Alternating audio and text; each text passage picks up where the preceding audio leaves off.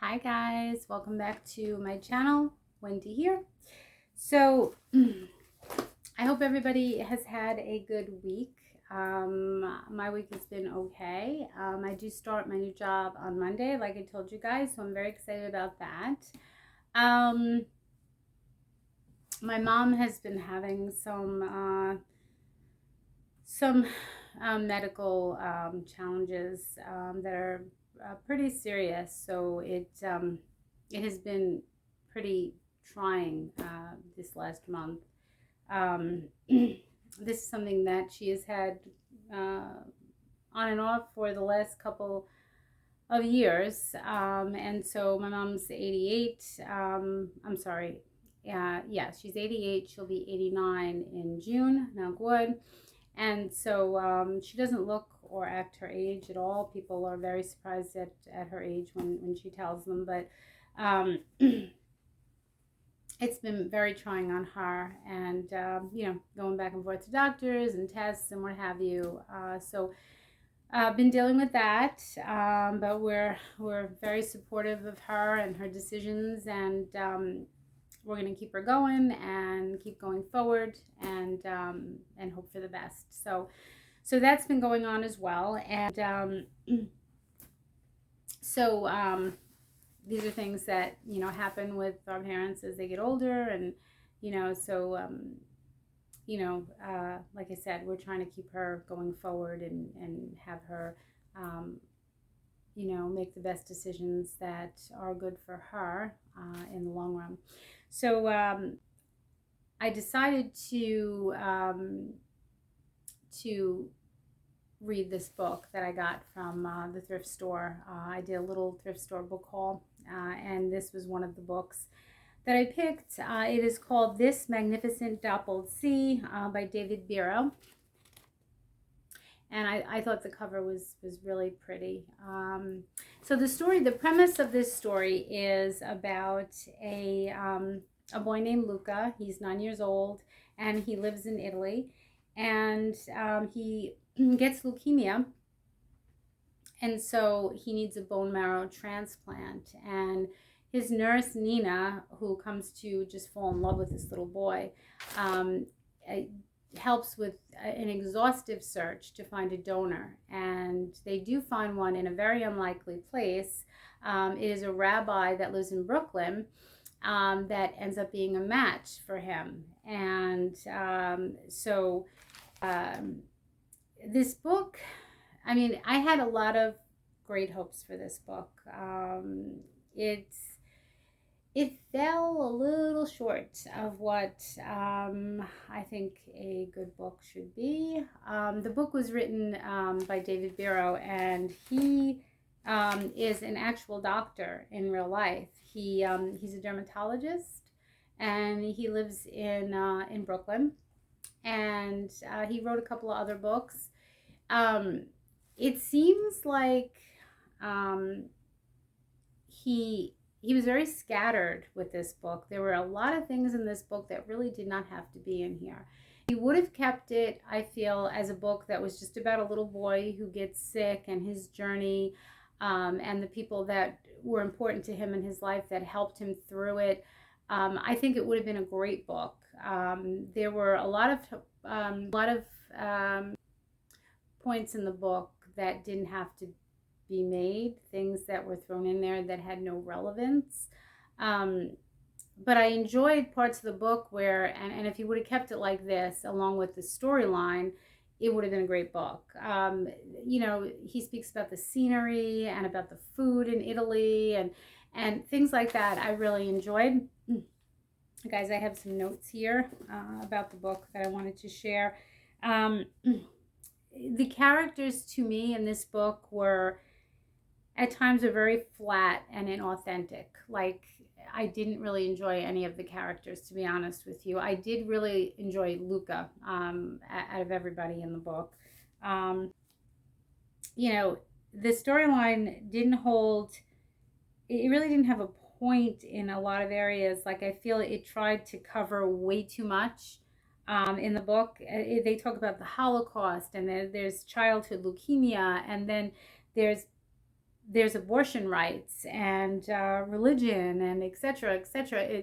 It was just all thrown into this book. It was almost as if, you know, things that were relevant in the author's life or things that were important in his life that he had an interest in, he threw in this book. So, you know, there's mention of a birthmark on someone's face in this book, and it has no relevance. Like, I don't even know why it was mentioned. It had no point in the story, but it was mentioned over and over again. So things like that.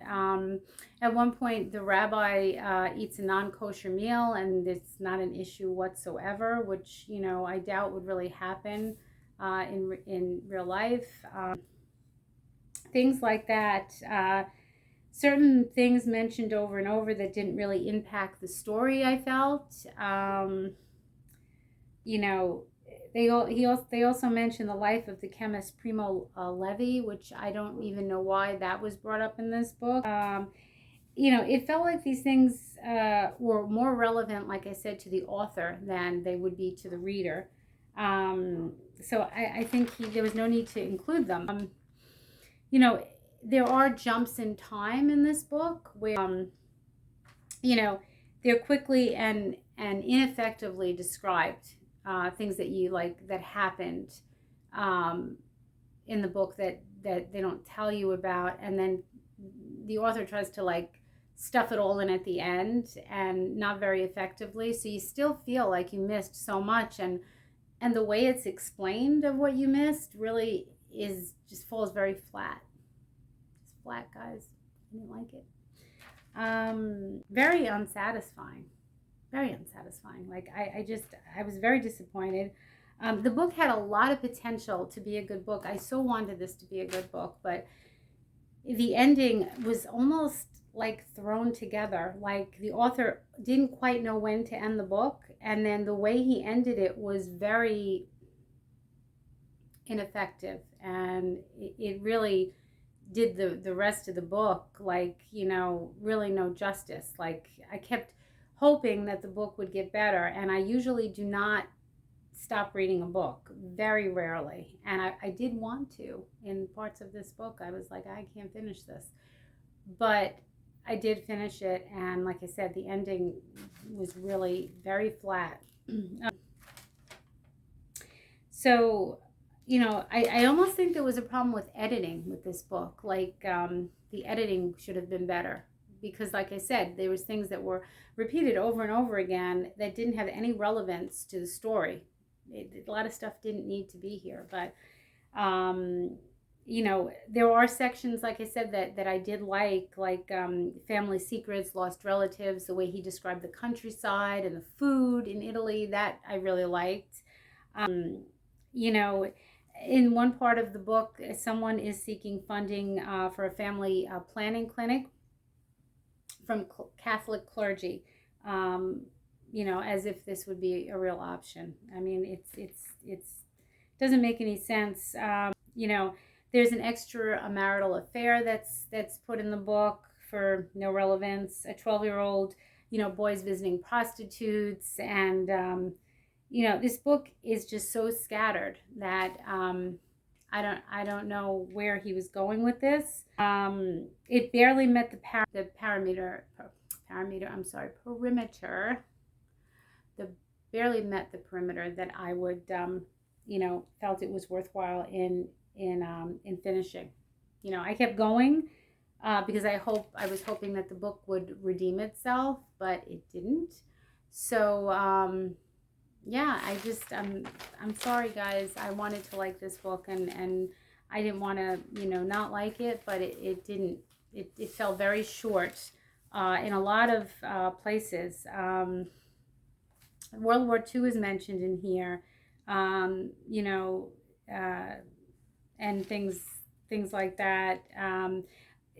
He mentions bone marrow donors in here, obviously, because that's what the book is mainly about, you know, the little boy that needed a bone marrow transplant. But he mentions the process, but, you know, again, there were parts of the book that weren't relevant. Like I felt like I was reading a medical report in a lot of the sections, that was overly done. So yeah, it definitely fell short of my expectations for this book, but it could have been so much better. So I don't know what his thoughts were, the author, on this book, but it definitely could have been a lot better, and it was very scattered.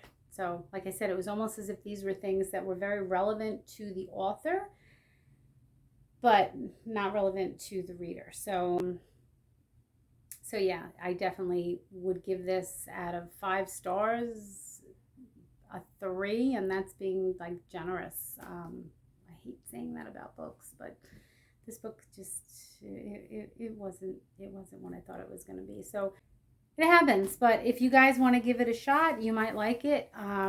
Again, this Magnificent Dappled Sea by David Biro. If you wanna read it and see if you like it, but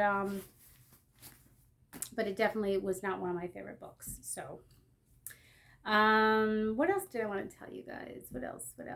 I want to thank you guys again for hitting that like and subscribe button. I do appreciate that very much. It definitely helps my channel grow, and I do appreciate it.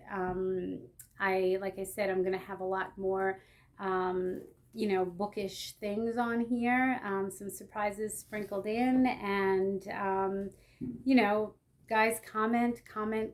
I love reading your comments. So if you want to comment on anything, if you've read this book, please let me know what you think. And if you've read any one of David Biro's other books, comment below too. I love reading your comments. So definitely do that. And if there is a video that you guys would like to see me do, please let me know that too. I can always use ideas for videos, so please let me know, or any questions you have. Like I said, I love reading your comments. So that's it. That is a wrap up for this week. I'll be back on Monday. Remember, a new video drops Mondays and Fridays. Monday I'm going to actually do another review. It's an interesting one. A up-and-coming author, fairly new, contacted me, sent me one of her books to review. She was kind enough to send me that, and I absolutely agreed to read it, and I'm almost done with it, and I'm going to review it on Monday on the channel. So that's going to be fun. I was very honored to have her reach out to me and send me the book to review. So that'll be Monday, and that's it. So I hope you guys have a wonderful weekend. Keep hitting that like and subscribe button if you like the content that I have here on the channel. And I hope you have a great weekend. See you back here on Monday. And that's a wrap. I'll see you later.